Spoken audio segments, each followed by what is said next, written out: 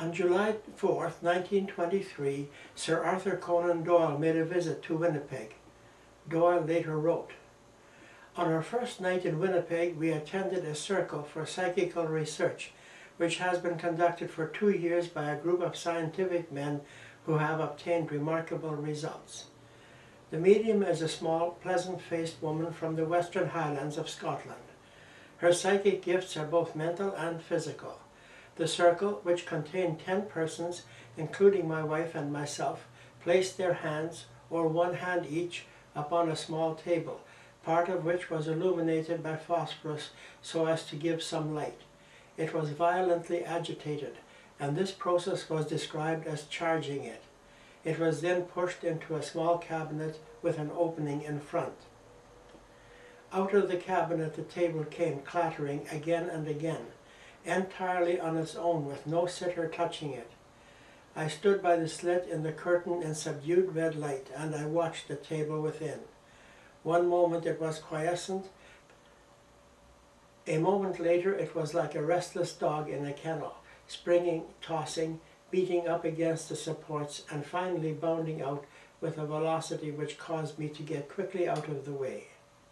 Many of Crawford's Belfast experiments have been duplicated by this group of scientists, which is the more important in view of Dr. Fourier de Albé's failure to get the same results.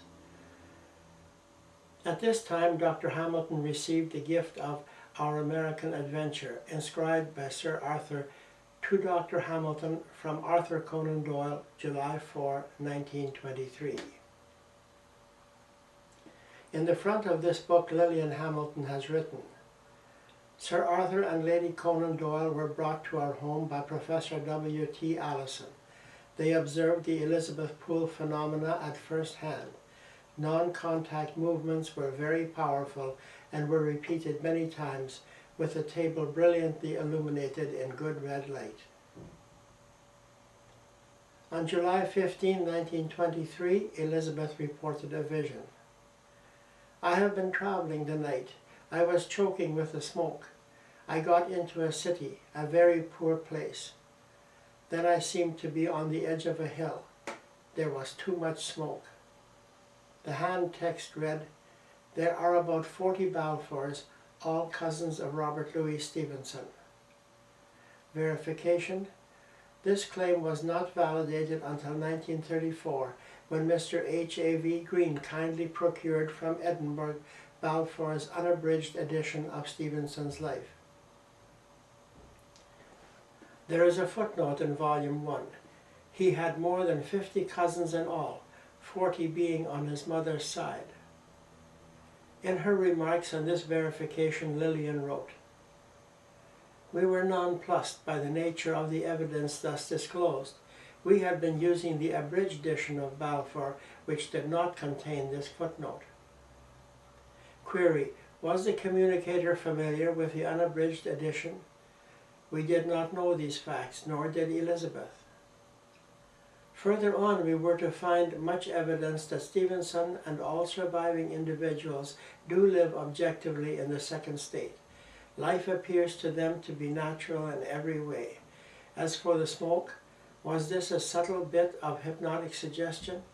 Edinburgh is called Auld Reekie, Old Smoky. Stevenson remembers. In the seance of July 22, 1923, the carrying power of Elizabeth's trance sleep expanded. She had 2 visions. In the first vision, Elizabeth saw Stevenson as a baby. Then, in a later vision, she saw him as a man on a boat. This was the first time that 2 ideas were used in one trance. On July 27, 1923, Elizabeth had a vision of a visit to Stevenson's Samoan home.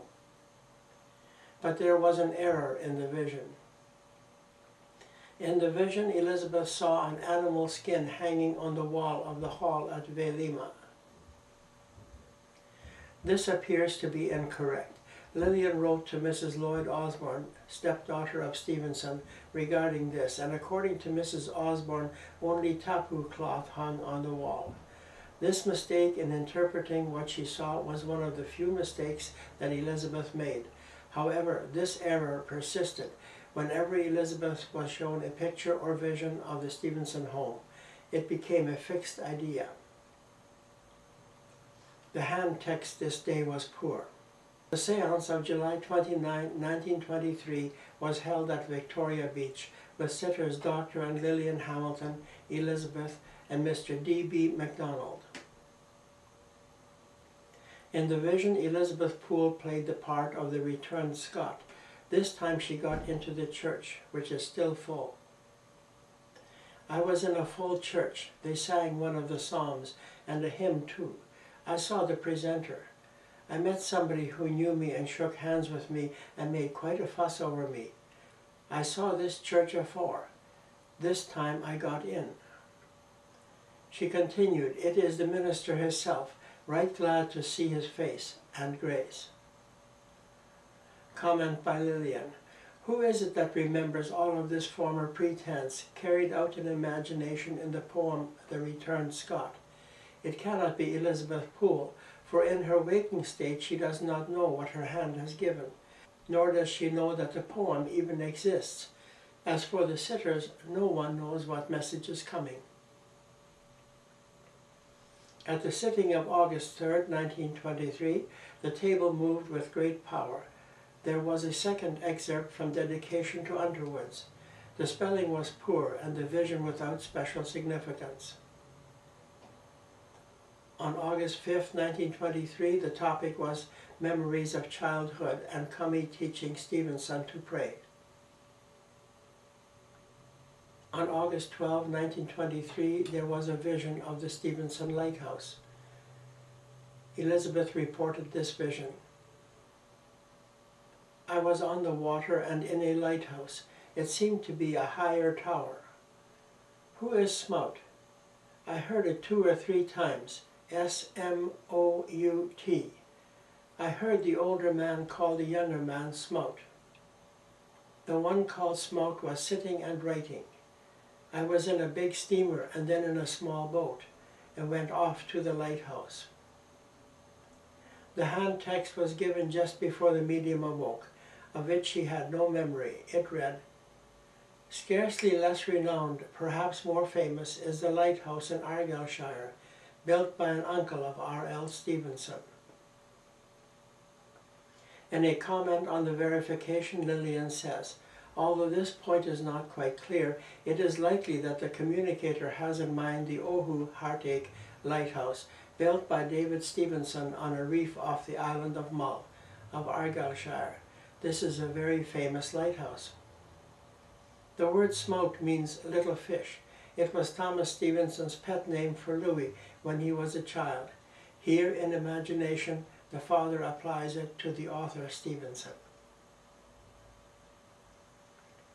On September 23, 1923, there were broken references to the poem Skerryvore.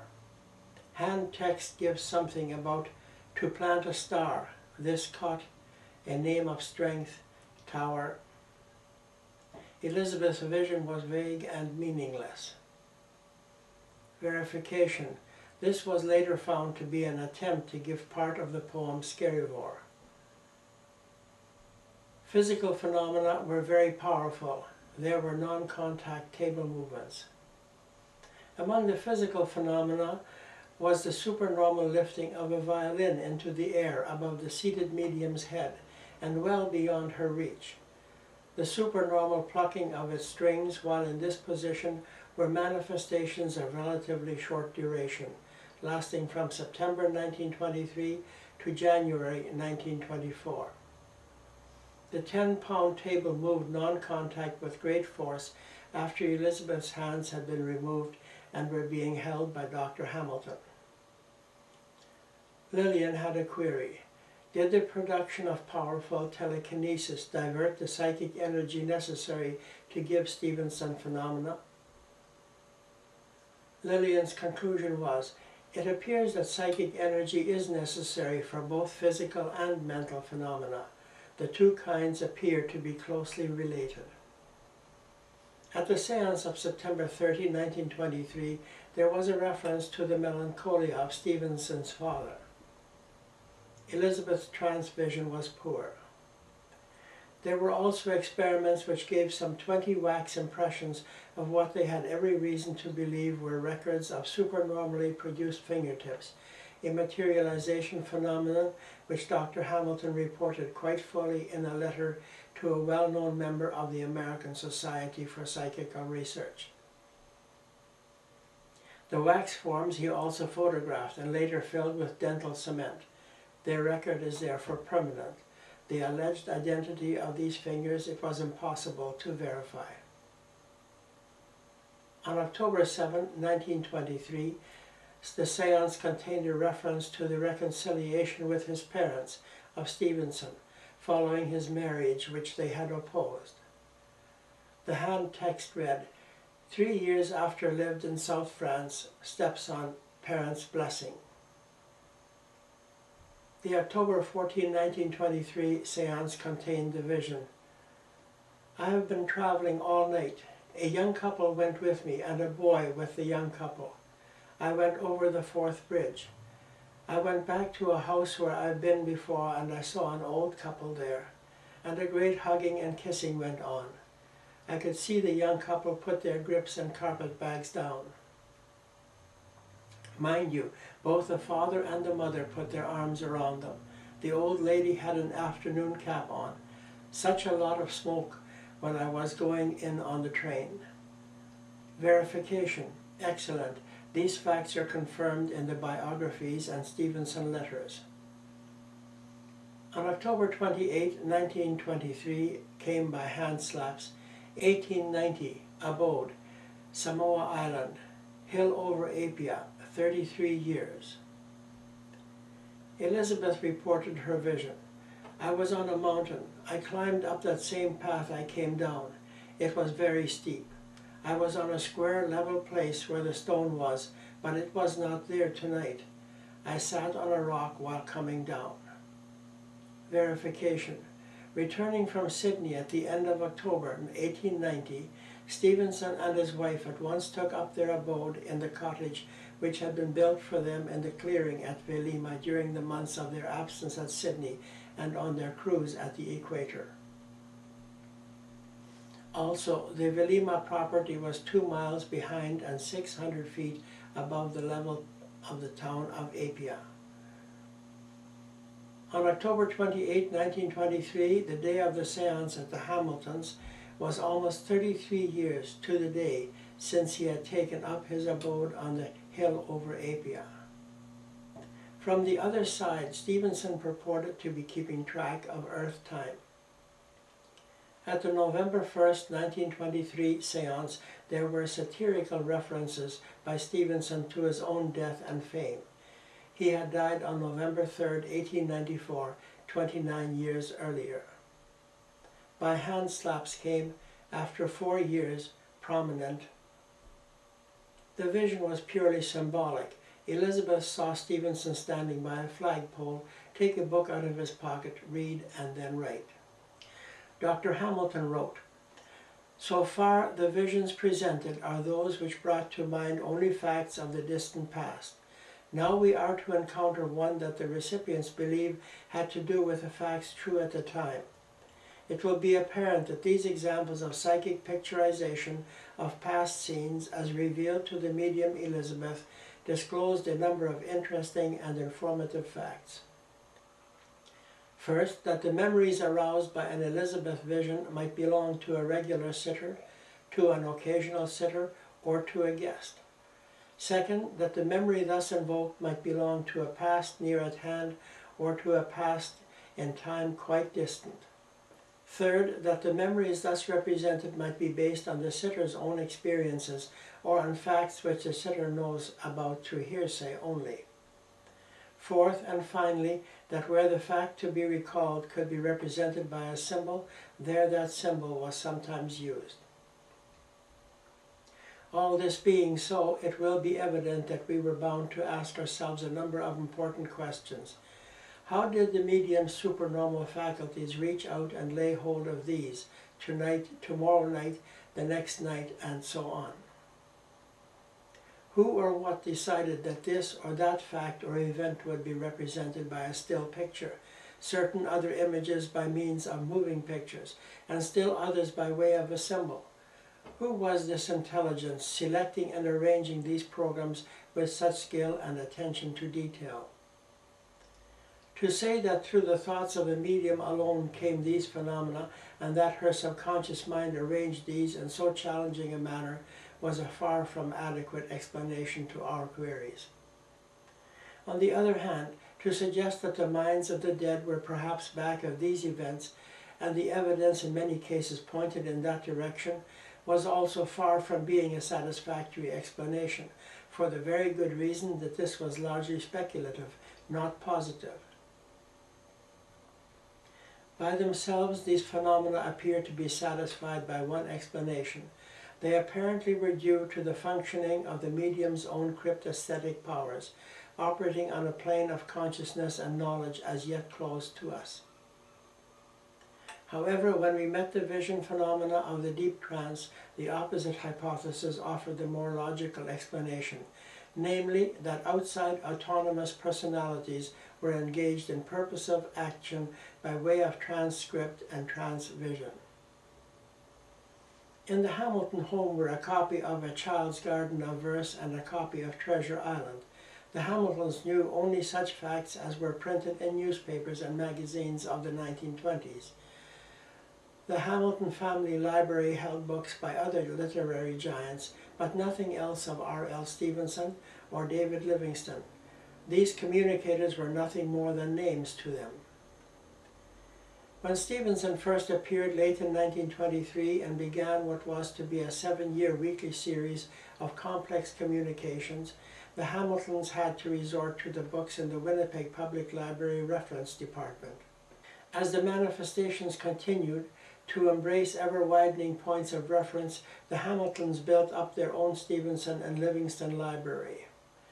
And whenever possible, information was sought from private sources, which helped to verify very obscure points which appeared to have been put through deliberately, as certain proof that he, Stevenson, was very much alive and aware of what he was doing from a post-mortem state. The work of verification began in 1923. In the next 6 years, some 50-odd books were acquired. To these were added newer publications as they appeared. Identifying the literary biographical puzzles that came by way of the dual automatisms of trance-writing and transvision was a chancy effort, like looking for the proverbial needle in the haystack. When the combined script-vision messages were fairly simple, their meaning could be found fairly quickly. If, however, the output was very complex, the search for the facts for verification might take weeks, months, and in some cases years. On November 11, 1923, the vision script references were to Stevenson's last illness and its suddenness. Text and vision refer to Stevenson's final seizure. Elizabeth was very startled by the suddenness of it all. She saw him propped up in a chair. Verification. True, he was placed in a chair at first. On the November 13, 1923 sitting, there were no telepathic influences from the sitters. A special sitting was held on Stevenson's birthday. No birthday memories appeared, and he showed no signs of remembering that it was his birthday, only a second vision of his final illness. The dying man spoke to Elizabeth and called her mother. This was all pretense. On November 18, 1923, death and the poem Requiem were associated. Elizabeth's vision. I was at the funeral again tonight. I was in the same house. I was in a big room. There were 2 busts. I saw a corpse on a table. The casket was on the table. 8 or 10 men arrived and carried him out. I went too. I went the hill. The lady didn't go, mind you. The lad went. The road was a made one. By hand slaps there came. He laid where he longed to be. This is from the poem Requiem. Verification. Busts in Big Hall at Velima, true. The corpse was on the table. 2 ministers, true. 8 or 10 men carried him out. At 2 o'clock the coffin was brought out by a dozen powerful Samoans who led the way up the mountains. In Elizabeth's second trance for the sitting there was a goodbye to Kami. At the sitting of November 25, 1923, there came a vision script of Kami, the dramatic teacher. The notes record: Elizabeth awakes from profound trance sleep and describes her vision. I was on a long journey the night. I landed in the old place, but by a different road. I passed a big gate. I think it was a way into an estate. I got up into the city and the house where I have been before. I went into a room. There was a boy there in his teens. He was telling a woman something. She had a black dress and a little white apron. I saw a desk where he had been doing his writing. He was telling her something, but she would not take it in. She stamped her foot at him. He had no collar on his coat, very baggy trousers. The room was awful close. He was thin, had dark hair. As I was coming into the city, I saw the milk carts. The people came out to get the milk with dishes. By hand text, me, master, never put in playhouse, not my life. Verification. Kami was full of life and merriment. She read to him most dramatically. The last time she saw him, she tells him that in a room full of people, he said, "It's you, Kami, that gave me a passion for the drama. Me, master? I never put a foot inside a playhouse in my life." "Yes, woman," said he, "but it was the grand dramatic way ye had of reciting the hymns." Verification and analysis. Here fact and fancy are inextricably interwoven. The old city represents Edinburgh, the Stevenson's house. Kami dramatically stamps her foot, refuses to take in, but take in what? She inspired her lad with her dramatic instinct. The scene is transferred from youth to manhood. Stevenson's room was stuffy and badly ventilated, true. His old nursery was now his study. Milk carts, true. Memories of childhood and Kami are skillfully blended with the addition of this bit of simple imagery. On November 27, 1923, there were more childhood memories of Stevenson in Edinburgh. At the seance of November 29, 1923, writing began, "My message as man to man." In these words, Stevenson was giving his specific reason for communicating.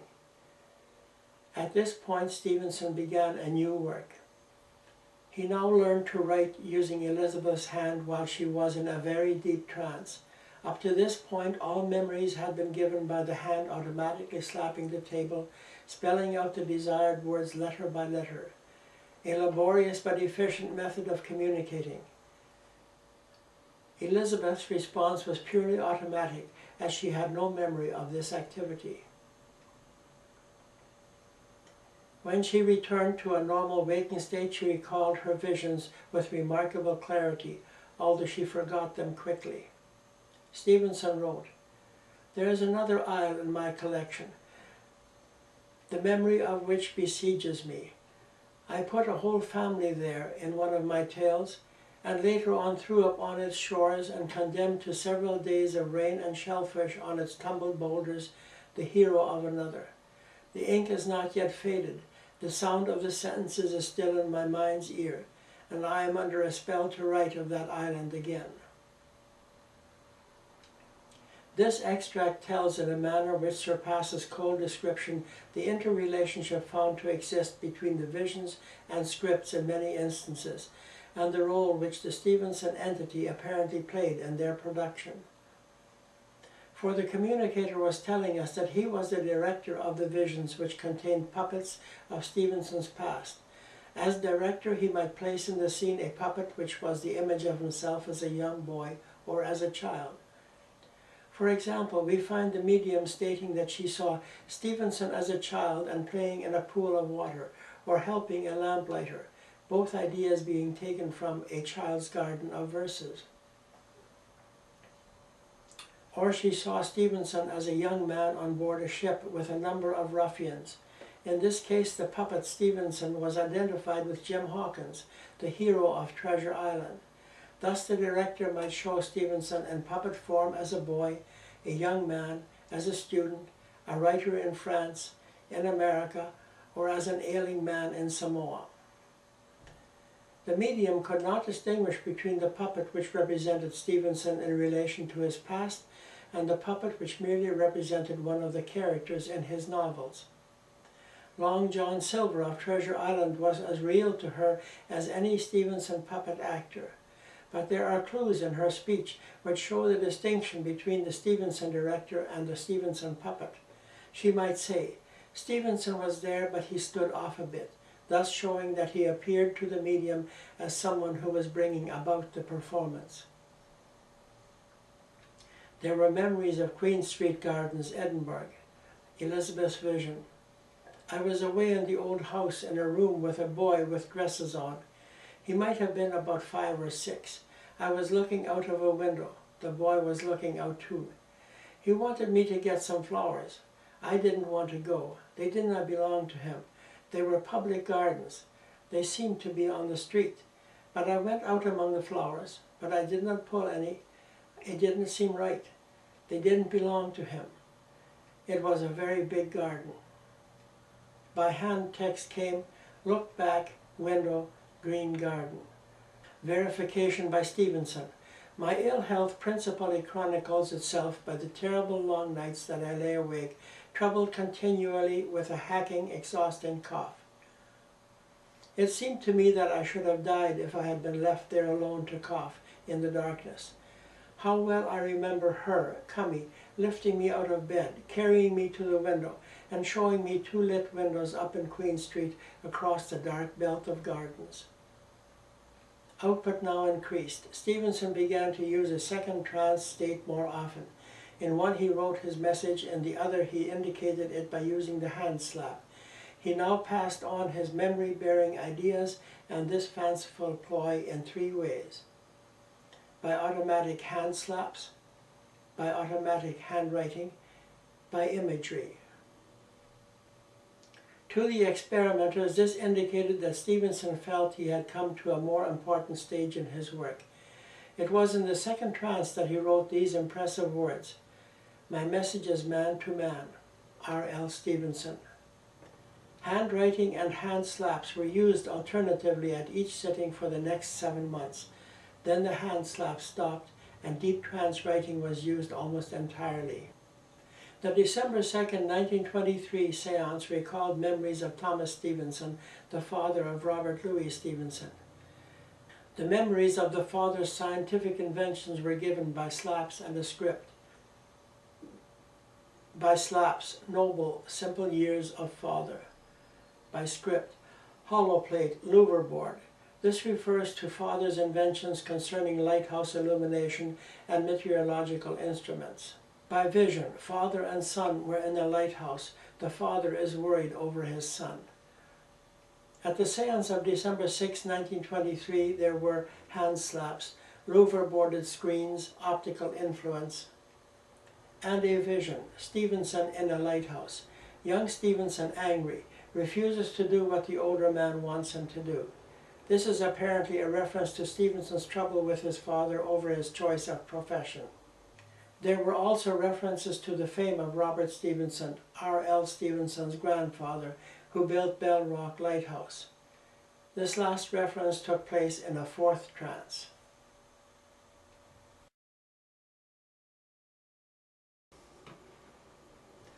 On December 6, 1923, Dr. Hamilton wrote a letter to Dr. Walter Prince at the ASPR in New York. In the letter, Dr. Hamilton wrote a detailed description of the apparatus that he had designed, consisting of a fish bowl surrounded by water kept at a temperature just above the melting point of the parawax that was used in the experiments. He described how he used an electric heating element immersed in the water and how he controlled the temperature of the water with the help of a rheostat to control the electric current flowing through the element. Dr. Hamilton also wrote of the difficulties of getting just the right seance conditions and initial disappointments with the experimental results, but was able to report eventual success with getting apparent fingertip and toe impressions. His letter states in part, "On the second night of experimentation, light being all extinguished, we sat for about 7 minutes all holding hands in chain formation. During this time the medium and Mr. R presently experienced a tightening sensation which in a few minutes relaxed. This subjective sensation we have learned to recognize as frequently accompanying production of phenomena. On turning on the red light after the relaxation, a small fleck of wax was found floating on top of the water pail. This form of wax consisted of a small scale-like portion bearing the skin markings of a normal finger on one side and with a lengthy droplet of wax clinging to the other side. For another period of about 6 or 7 minutes the experiment was repeated, and again during this period the tightening was experienced by the medium and Mr. R, at the end of which, when the red light was turned on, another form of wax, this time a piece about 1/2 inch long and 1/3 inch across, was found floating upon the water.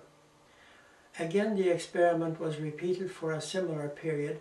A wax scale corresponding to a finger end was secured. It was about 1/2 inch long by 2/5 of an inch wide, concave in form, as if corresponding to the pad of a finger.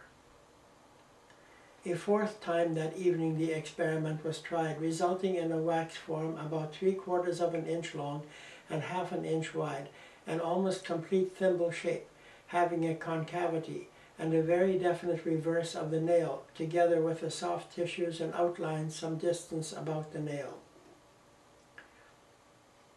This wax form I filled with dental cement, and after the cement became hardened, the whole was dipped into hot water, melting the thin shell of wax, and leaving a form which would appear to be that of a human little toe.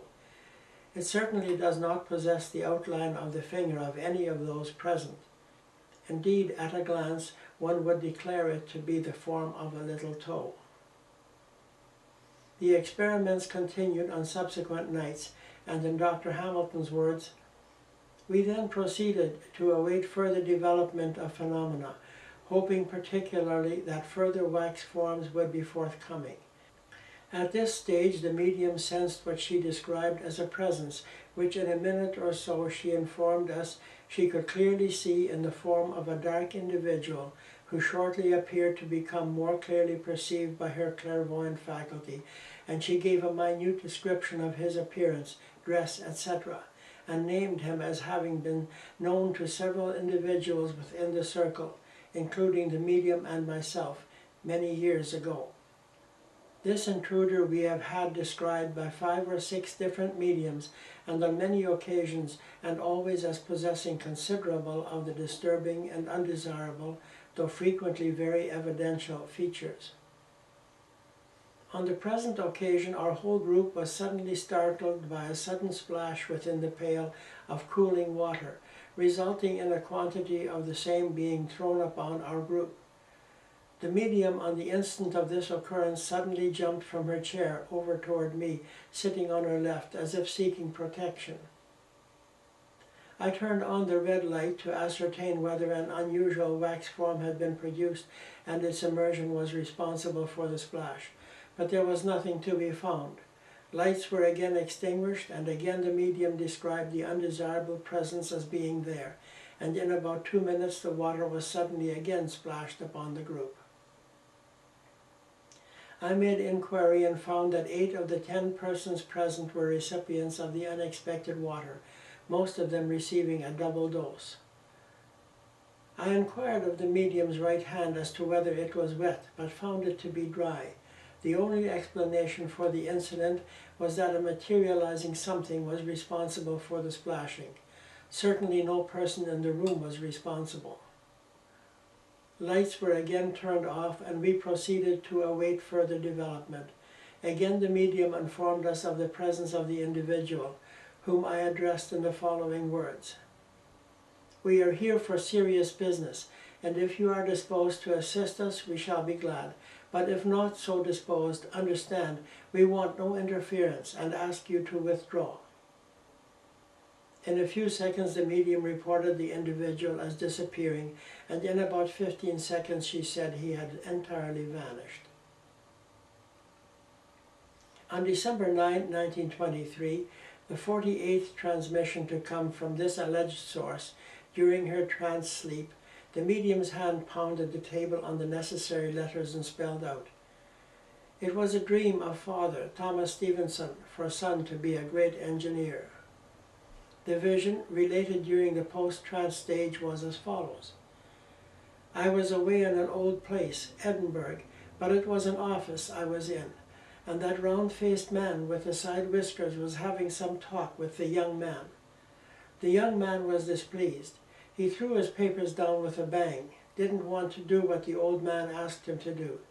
It was an office, for I saw a letterpress, then a couple of pictures of sailing ships." Those who are familiar with the life of R.L. Stevenson will know that the communicator is in this message reminding us of the fact that the author's father, Robert Stevenson, desired his son to follow the family profession of lighthouse engineering, and that Stevenson himself was determined to be a writer. The purpose of the pantomime thus becomes clear. We see a young Louis acting a part that depicts this rebellion. The young man was displeased. He threw his papers down with a bang. He didn't want to do what the old man asked him to do. An act has been put on in the mind of the medium based on a fragmentary section of the past of Stevenson, and in line evidently with the artistic and dramatic conception of the communicator. Curiously enough, the most striking clue to the real nature of the method of communicating used in this case is to be found in one of Stevenson's own essays, Memoirs of an Islet, an essay, however, which none of the communications touched upon. In the introductory paragraphs of this work, the author reveals how he saw the memories of his past vividly in his mind's eye in the form of pictures which he could turn to advantage in his work as an imaginative writer. Stevenson writes, "Those who try to be artists use, after time, the matter of their recollections, setting and resetting little colored memories of men and scenes, rigging up, it may be, some special friend in the attire of a buccaneer, and decreeing armies to maneuver or murder to be done in the playgrounds of their youth. After a dozen services in various tales, the little sunbright pictures of the past still shine in the mind's eye with not a lineament defaced, not a tint impaired, so that the writer begins to wonder at the perdurable life of these impressions, and looking back on them with ever-growing kindness, puts them at last, substantive jewels, in a setting of their own." It appeared that Stevenson was pointing to the picture of the past in his own mind as the source of the images in the medium's mind. Somehow he was able to transfer the images from his mind to the medium's mind, apparently telepathically. On December 13, 1923, some information came through on Stevenson's courtship days at Grèze in France. In the first trance, by hand slaps came Grèze, lady, head, sketch of future husband, Reno widow. Elizabeth's vision showed Stevenson in a glen with a lady who was painting. This was accompanied by a picture of a lady painting in a glen with her 2 children. Verification, true. Stevenson met Mrs. Osborne in 1877 at Grèze, where she was painting. The words Reno widow exactly describe Mrs. Osborne's status. At the time she was separated from her husband, but not yet divorced. The second trance depicts his first journey to the U.S. to be with Mrs. Osborne. In trance 2, Elizabeth writes, "Slow express wagon, freight train." Her vision, "I was in a large city. I came off a boat. It was pouring and raining. I saw a donkey, but I couldn't get on it. I saw a wagon and straw in it, a man lying in the straw. I went on till I came to a station, to a train. It was a freight train. I went a long way. The man got on too. He came to a city. There was no pride about this man. Why had I to follow this fellow?" Verification: by noon of the second Sunday, we sighted the low shore outside of New York Harbor, and by 6 o'clock Jones and I issued into the West Street, sitting on some straw in the bottom of our open baggage wagon. It rained miraculously. This is from R.L. Stevenson, The Amateur Emigrant, page 107. After spending the night in New York, Stevenson went west to San Francisco on an immigrant train, a terrible journey which he describes in Across the Plains. On December 16, 1923, by hand slaps, Amateur Emigrant, Thoreau. Elizabeth's trance vision. I was away the night on that horrid train. It was more like an old boxcar, but I landed in a nice place with lots of flowers. I looked in a house, and there was a man there, and he was very sick. Seems he was lying down. There was a man with him attending him. Not much in the room either. He looked as if he had just got there. The train was awful rough, kind of black box seats. I just looked at him. He was lying on a form made up, and a grip and a carpet bag were lying beside him. Verification. On the 30th of August, Stevenson reached San Francisco, but so much had the long journey shaken him that he looked like a man at death's door. Mrs. Osborne was better, but that was all. To recover from the effects of his hardships, he went another 150 miles to the south and camped out by himself on the coast range of mountains beyond Monterey. But he had overtaxed his strength and broke down. 2 nights he lay out under a tree in a sort of stupor, and if 2 frontiersmen in charge of a goat ranch had not taken him in and tended him, there would have been an end to his story. They took him back to the ranch, and he made a recovery for the time. This is from Balfour, Volume 1, page 166. Thoreau. Why is this name brought in here with the memories of his first visit to California? The answer lies in the fact that it was shortly after his recovery in San Francisco that he read Thoreau's essay for the first time. In turn, this led to Stevenson's own essay on Thoreau, which he sent home to England, where it was published in the Cornhill magazine. It was a turning in his fortunes. His abilities as a writer were maturing, and with this came success. Stevenson bitterly regretted that his father had died without receiving the recognition that was due him for his scientific work and inventions connected with lighthouses and their lighting system. Accordingly, he wrote, a few weeks after his father's death, an article about him, Thomas Stevenson, Civil Engineer, which was published in The Century. This same article was 2 months later included in his collected essays and published in book form. The work of preparing these was finished while confined to bed at his home in Bournemouth, shortly before he left for America in his search for health. And so, in point of time, we can see that the communicator has made no mistakes in grouping these references together. His stepson, Lloyd Osborne, has this to say of Stevenson's health and appearance in his 37th year, the year in which Thomas Stevenson died and in which R.L. Stevenson returned to the United States. His health throughout was at its lowest ebb. Never was he so spectral, so emaciated, so unkempt and tragic a figure. His long hair, his eyes so abnormally brilliant in his wasted face, his sick-room garb picked up at random and to which he gave no thought. The Stevenson output from this point on, and for some 20 experiments, was devoted to giving condensed, brief excerpts from the dedication to Underwood's and from a note on spelling Scots, also from Underwood's. The visions were general pictures representing Skerryvore, his Bournemouth home where the notes had been written, and the general pictures of a young man, Stevenson, in a Scottish setting, which furnished a background for the note on spelling Scots. The sitting of January 3, 1924, led to a situation where Elizabeth sized up her communicator, the purported Stevenson. That night, Elizabeth stayed all night at the Hamilton home, following the sitting. Lillian went into her room where Elizabeth was in bed and heard her laughing. Lillian asked what she was laughing at.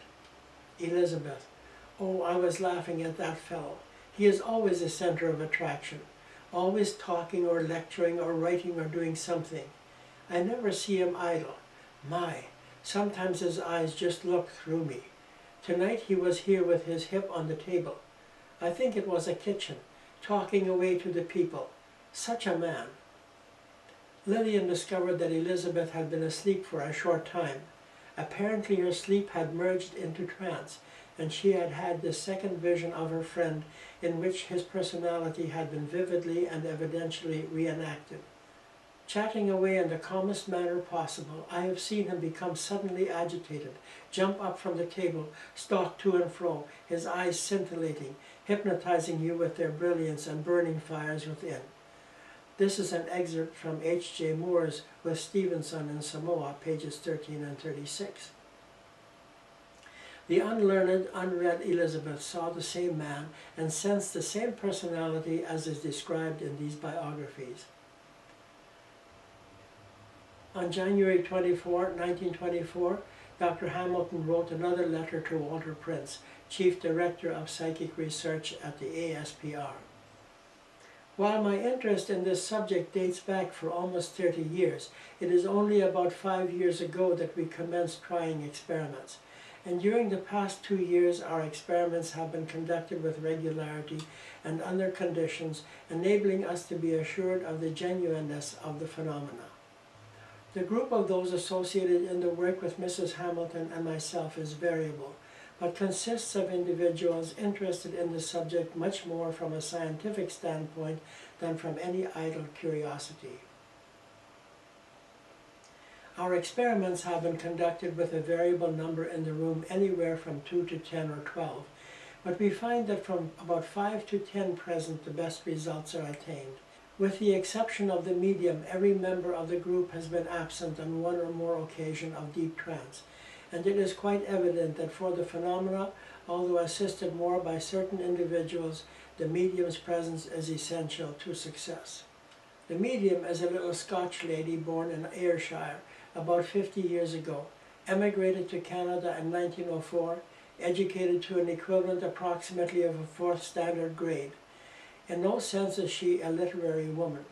She confines her reading to the newspapers and has never had contact or other acquaintance with books either literary or psychic, nor is she one disposed to inquire into or discuss such affairs except in a casual way. She is good-natured, of strong character, possesses unusually good common sense, especially in household and nursing. The latter she has practiced for years, taking care of many of my own patients and giving me an excellent opportunity for understanding her character, attainments, and limitations. Her poise is splendid. In emergencies she never becomes flurried or excited, and for carrying out instructions has always been very dependable. For about 15 years she has been an intimate acquaintance and a frequent visitor at our home, and this bond of friendship, coupled with her kindly disposition, are the outstanding factors which have enabled us to secure at all times her most hearty cooperation in the long series of experimental work we have been privileged to make with her marvelous faculties. Up to the time of this writing, our experiments cover fully 75 trances, together with a much larger number of experimental sessions involving various forms of telekinesis, clairvoyance, etc. During the period of 2 3/4 years since the discovery of her mediumship, we have at all times avoided discussing affairs with her in the hope of attaining a higher quality of mediumship and results than might be were she aware of the import of what had come through. She has also been cautiously guarded from other mediums or individuals who presume to have a large acquaintance with such affairs, and dissuaded from discussing such matters with them in the hope of sparing her from an admixture of the numerous superstitions and notions which seem to prevail widely among the so-called spiritualists. Her mediumship has therefore been developed and carefully guarded entirely under our own control. Insofar as we were unable to realize and appreciate new forms of phenomena developing, we endeavored to encourage such by careful cooperation along lines indicated. At no time could it be said, A line of action was definitely dictated by us. But frequently our requests or plans would seem to have been met by other intelligences, and in a reciprocal way we endeavored to anticipate their plans and to cooperate with them. On many occasions such cooperation has seemingly been very direct, amounting to definite question and answer by raps expressing approval or negation.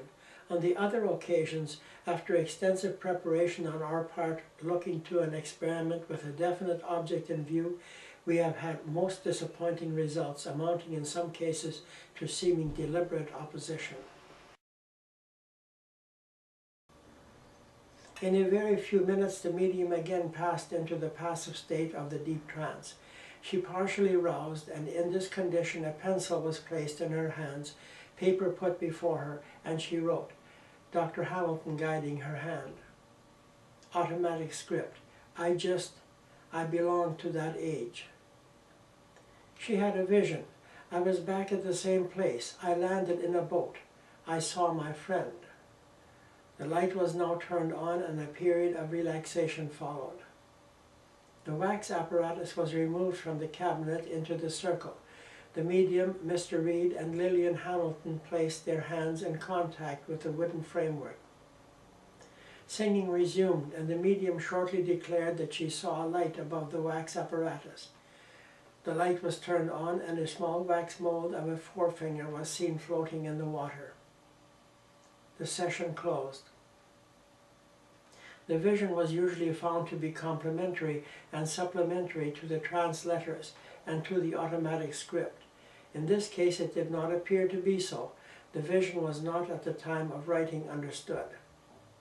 Great care was taken throughout all the experiments to keep the medium in total ignorance of what had been given during the trance via script. She was entirely unaware of their meaning or magnitude. The vision alone was carried into her normal consciousness. During the sitting there was contact table levitation, non-contact table levitation, non-contact movement of the small table holding the hot wax and the dish of cold water. The net screen across the cabinet opening trembled and vibrated. A small wax mold of a forefinger was created. Photos of 3 fingertips marked A, B, and C were obtained. At the February 3rd, 1924 seance by hand slap, I write OOR instead of OUR, have lived, pillars of universe unmoved. Verification. Thus, if I wish the diphthong or to have its proper value, I may write ur instead of our.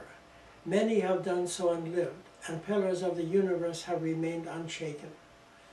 This was found in R.L. Stevenson and Underwood's from a note on spelling Scots. The vision, Stevenson in a sort of library lecturing. Elizabeth heard big words. Dr. H. Been away again. Yes, I was away and saw my old friend. In a room, not in before, a library. I couldn't get what he was talking. Was a lot of books and big presses. Present, face, bald. I came out and went down where there was a lot of trees and looked down an embankment. Everything was green. There was a lady there with him. I had to stoop down under trees, like hawthorn trees.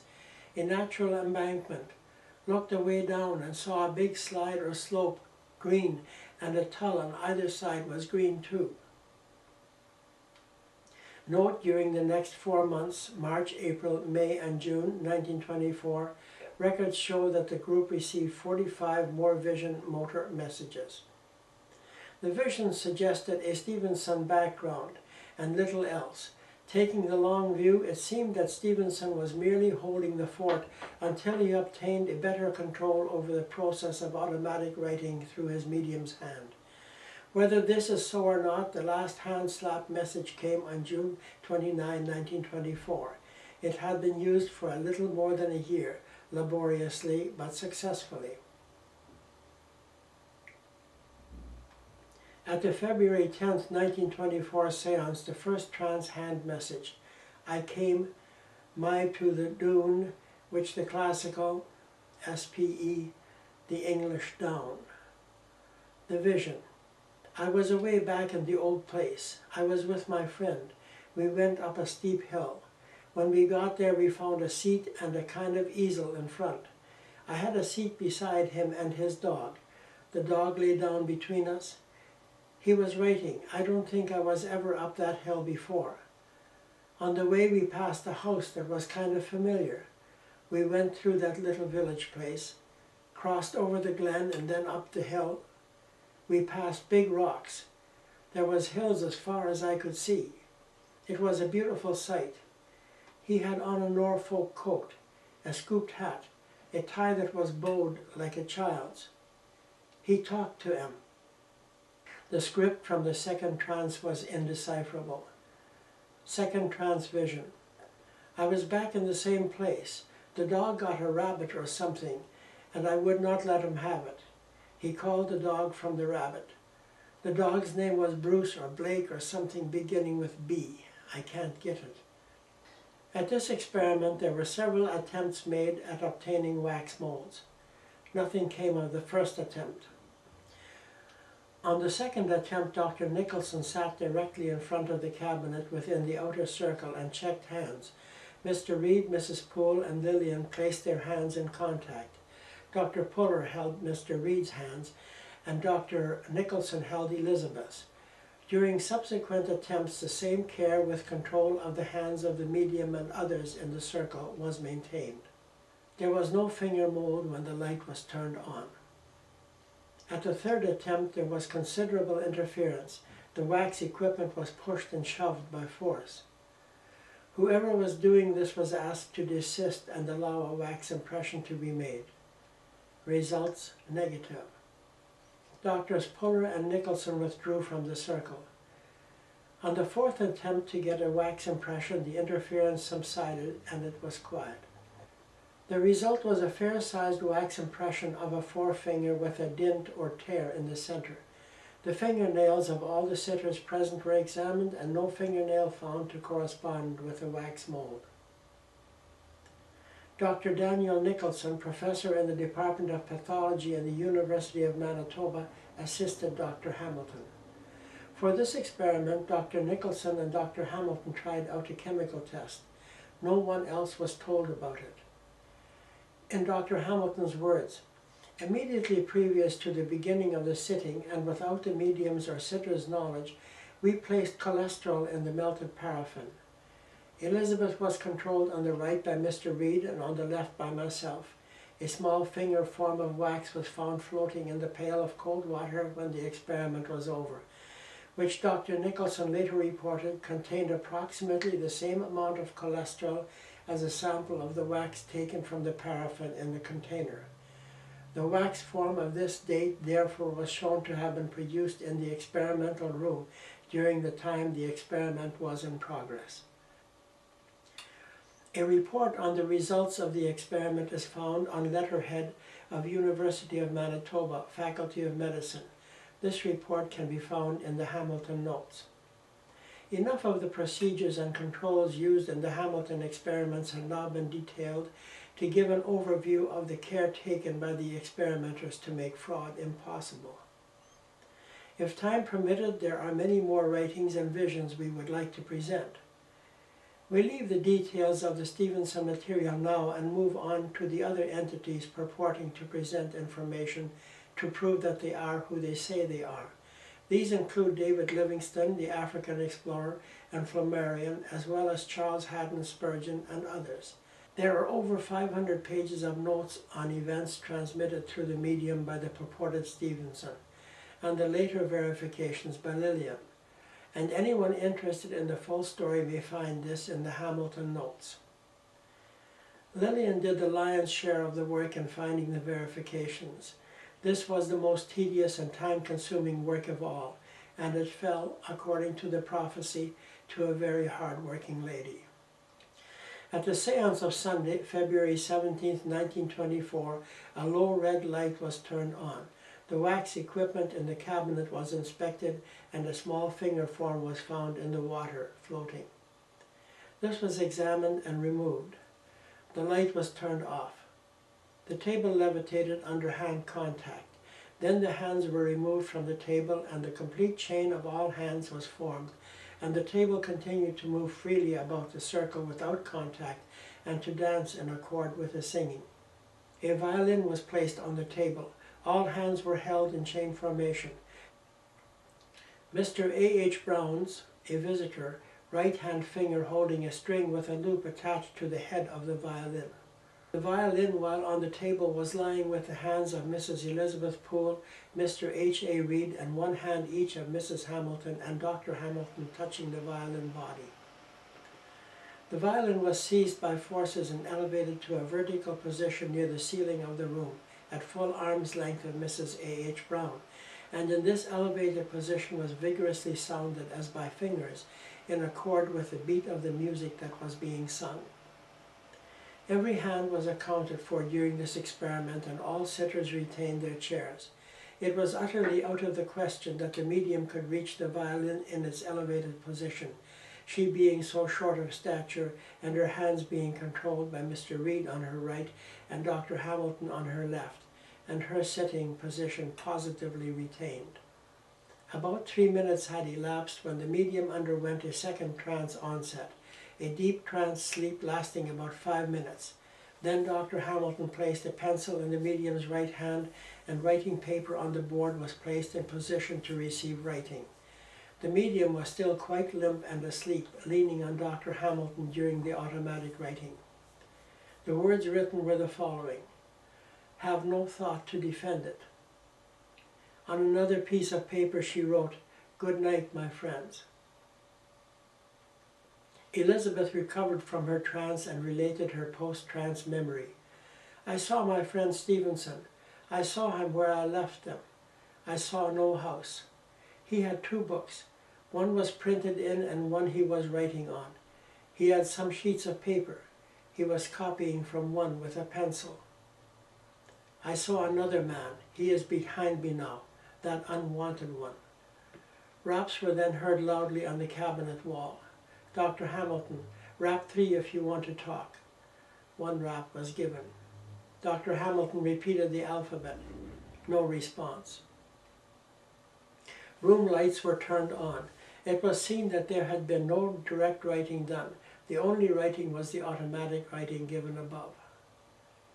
The wax equipment was removed from the cabinet. Under contact, the power developed, and the table moved violently about the floor and levitated. The table was now hastily placed in the cabinet well against the back wall, and a screen of mosquito net attached to the boards of height equal to the door height of the cabinet and placed in position to completely close the cabinet opening. These screen boards were held firmly against the outer sides of the walls of the cabinet. Mr. Brown was guarding his side of the screen as well as the right hand of the medium. Mr. Leslie was guarding his side of the screen as well as the left hand of Mr. Reed. The singing of a martial air was resumed by the group to the beat of which the table within the cabinet kept time with a force so marked as to throw it violently against the cabinet walls, and at times forward against the screen. Then came what seemed to be a test of strength between the forces operating the table and the opposing strength of the guards who were holding the screen, resulting in damage to the screen by tearing where the corner of the tabletop forced its way through. It is of interest to note also that at least twice the table backed away from the screen to farther within the cabinet and made a run forward to force the screen away. The screen was now removed, and further experiments were arranged to see what could be obtained in the way of non-contact phenomena. No more table phenomena was given to us, but loud raps came on the back cabinet wall. The intelligences were told by Dr. Hamilton to do as they might wish for further phenomena. Soon heavy raps were noted.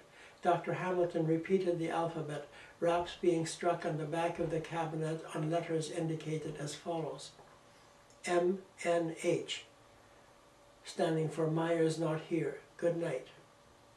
The seance closed shortly after this. The lights were turned on. There is a diagram showing the arrangement of the people and apparatus in the seance room. Cabinet dimensions are given, and the wax and the pail of water are shown inside the cabinet. The seating arrangement of the sitters and visitors is shown.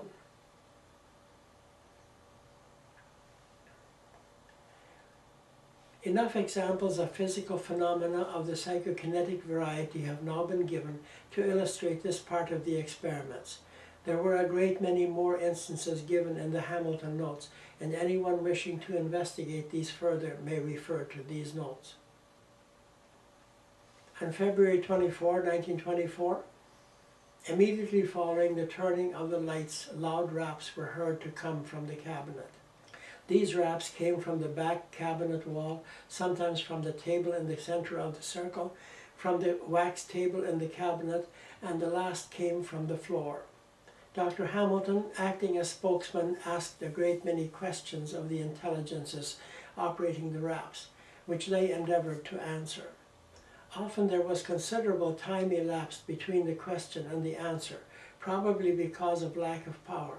At times, when the group thought they were not going to answer, they broke into our conversation with loud, emphatic knocks.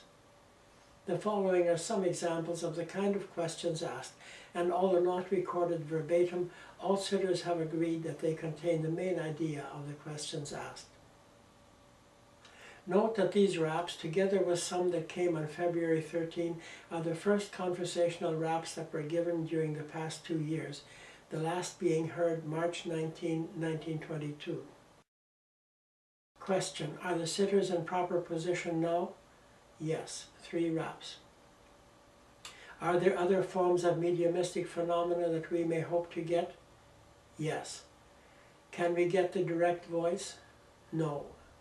Can we get materialization so that all may see it? No. Can we get bigger and better modes yet? Doubtful. Can we get them like they obtained them in France? No. Is that because that medium is particularly adapted to that work? Yes. Can we hope to get photographs? Yes. Do you wish us to use flashlight? No. Shall we use daylight? No. Do you wish the camera to be focused and left open during a seance? Yes. Very emphatic. Is this the WTS control wrapping? Yes. These initials were given February 13th. Do you know of the Stevenson messages? Yes. Can we make any instrument along the radio line that will set up communication? No. Is the human brain then the only mechanism through which communication can be set up? Yes. Will you rap out the number on your side who are helping us? Raps given 7 times in succession. This agrees with number given in 1921 and 1922. Is there any mechanical means that can be used? No. September 23rd, 1924. Elizabeth had an arresting vision which she reported in these words. Oh, I saw an awful picture last night, or rather this morning about 4 o'clock. I saw a man all covered with blood. It was running down his arm. It made me sick. He was awful white. I could see 2 men holding him up, and I could see wheat fields beyond. His arm was hurting bad. I'm going to watch the papers, for I'm sure it will be in them. Roughly 5 hours after Elizabeth had this vision, a farmer living some distance outside of Winnipeg had his arm so badly torn by a threshing machine that he was rushed to Winnipeg General Hospital, where it was found necessary to amputate his arm at the shoulder. That there had been a great deal of blood lost, as the imagery suggested, was confirmed by the intern's history sheet, from which a week later Dr. Hamilton copied these notes. September 23, 1924, 8 p.m. Patient caught right arm in morning in moving belt of thresher. Right forearm torn off at elbow. Right upper arm badly lacerated. Much bleeding before tourniquet could be applied. Patient admitted to hospital 7 p.m. Farmer, Canadian. Our first knowledge of the accident came, however, by way of the Evening Tribune of next day, many hours after the vision had been seen and after Elizabeth's words had been carefully recorded. October 31st, 1924, transcript. Passed at 18, transvision. In the bluish light I get him tonight. It is not like our light at all. I have not seen his books in his blue pictures. I often see his hands in the other pictures when he appears about his house. His hands and his fingers are long and thin. From time to time Stevenson shows himself in this strange blue light. We take it to be his attempt to represent his present existence in the second state. As all of the Stevenson imagery is based on reality, we feel that we are entitled to assume that the blue pictures have also a basic reality.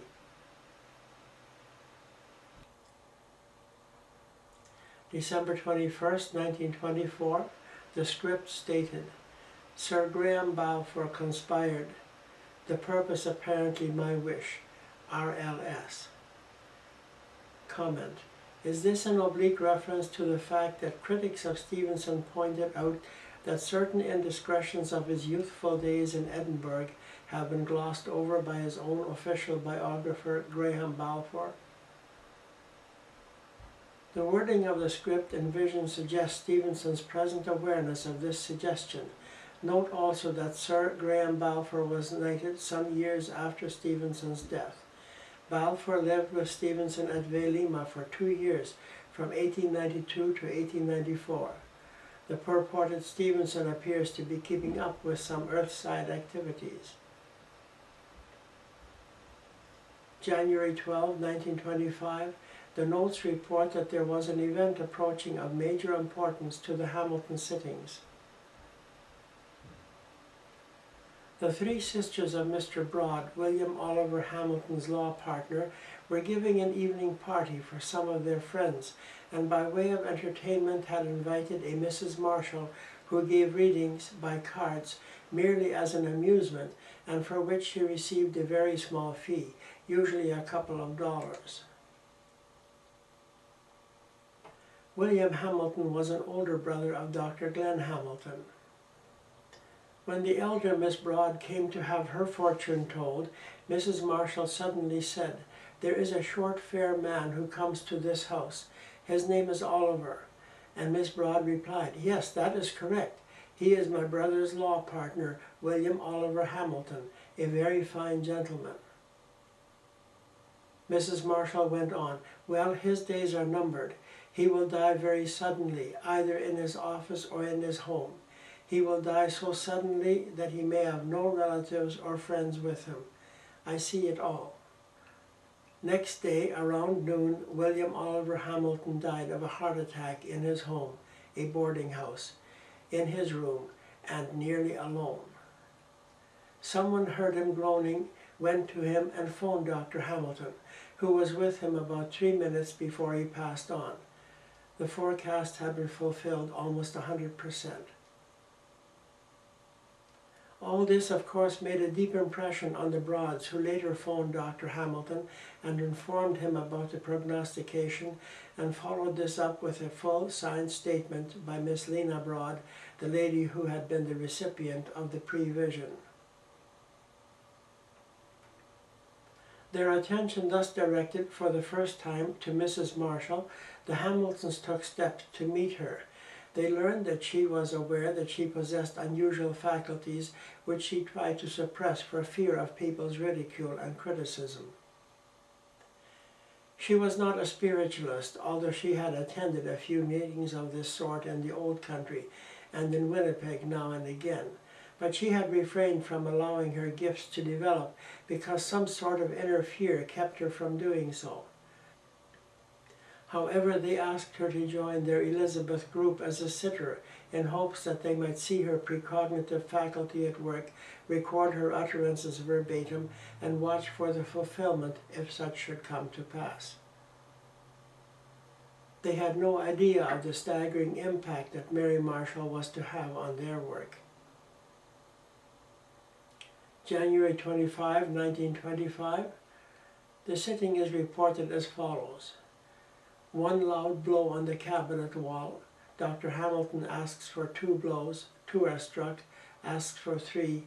3 are struck. Elizabeth does not leave her chair, and she could not touch the back wall. Later the table moves in time to the music, falls over with no contact. Elizabeth sees Arthur Hamilton, who died in 1919 at age 3, says he is larger than his twin, Jimmy.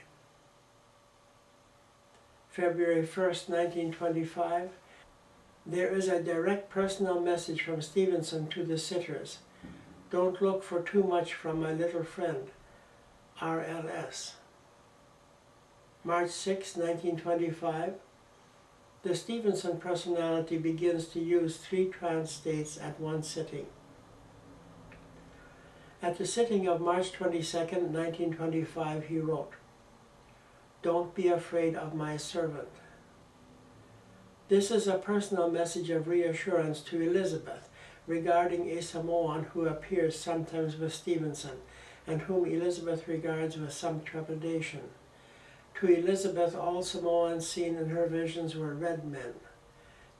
During the vision sleep, she had stirred uneasily as if afraid of something. This suggests that Stevenson was aware of her fear and took this way of reassuring her. He is quite aware of the apparent reality to Elizabeth of her post-hypnotic vision. This suggests that Stevenson has a definite hypnotic power which he employs to put over his messages. She started to give a vision when she saw the letters appearing in the air, which she gave one by one as follows: LETCHRISTAINFAITH. Let Christian faith. "I think I missed one," she said. "Did I not tell you that I saw the word Crosby near the letters?" "No, you did not tell us." "Well, I saw it. I don't know what it means." Some of the sitters thought that it was the name of a hymn tune. They looked in the Book of Presbyterian Praise. It was not there. Someone else recalled the name of Crosby, the famous evangelist who wrote many hymns. The group supposed it was meant to have something to do with the hymn indicated, "Let Christian faith," whatever this was taken from. Next morning, Mrs. Cummings noticed in the newspaper that the anniversary of the birth of Fanny Crosby was being celebrated in one of the city churches at the time of the sitting, or probably a little before. Many of her hymns were sung. None of the group attended this particular church and did not know anything about the anniversary. Frances J. Crosby, Fanny, was born March 24, 1820. The question was, is this telepathy or evidence of knowledge of earthly affairs by the communicators? Raps were then asked for by Dr. Hamilton. Question: will you spell out a message by raps? No, 1 rap. Will you answer questions by raps? Yes. How many of your side are concerned in this communication? 8 raps. Did you say 8? Are we right? Yes. Were you trying to lift the medium in her chair? Yes. Just as an exhibition of your physical power? Yes. How many were concerned in lifting the medium? 1 rap. Is that just 1? Yes. Will you give the name of the party doing the lifting? No. Could you lift any person similarly? Not certain. 2 raps. Does your ability to lift depend upon the mediumistic power of the party lifted? Yes. Is the force with which this party is lifted what we call ectoplasm? No answer to this question. Is that force distributed by the person lifted? Not certain. Is red light less harmful than white light? Not certain. You mean that all forms or colors of light are harmful? Yes. Did you succeed in lifting the medium? Not sure. Do you mean you do not know? Yes. Was Stevenson here tonight? Yes. Is Stevenson in the group on the other side? Yes. Did you have Fanny Crosby there? Yes. Was she transmitting some of her hymns? Yes. Is this method of transmitting hymns peculiar to her? No answer. Are these letters the medium sees as letters of light, are they composed of ectoplasm? Yes. Elizabeth saw these letters, O-N-L-Y-T-R-U-S-T-I-A-G-I-N-Y. I think the last letter is Y. These letters seemed to be printed and were as long as clothespins. The table then moved. Elizabeth goes into trance and writes again. Very small writing. Elizabeth perspires freely. She stated something took her hand and impelled her to write. Elizabeth's feet were resting on a wooden platform attached to the chair in front of Elizabeth. The table went up in front of Elizabeth across her lap, as if trying to get into the cabinet. Raps were then heard and the table started tilting. A hymn is sung, "Shall we gather at the river?" Some small raps were then heard. Dr. Hamilton then addressed the table, asking, question, "Will you speak through the alphabet?" 2 raps, a pause, then a 3rd rap signifying yes. Dr. Hamilton spelled out the alphabet again, but no raps were received. Power seemed to have waned. A hymn was sung, "Shall we gather at the river?" The table keeps time to the music, tilting noisily. Elizabeth sees something by Miss MacDonald, can't tell what it is. 1 rap is heard, table moves, then raps are heard. Dr. Hamilton addressed the table saying, question, "Will you respond to the alphabet?" No. "Do you prefer questions asked?" Yes. "Let us have another rap so we will know everything is ready for the questions." 1 rap. "Is the board attached to the chair making it difficult to handle the chair?" Yes. "Will you be able to overcome that difficulty?"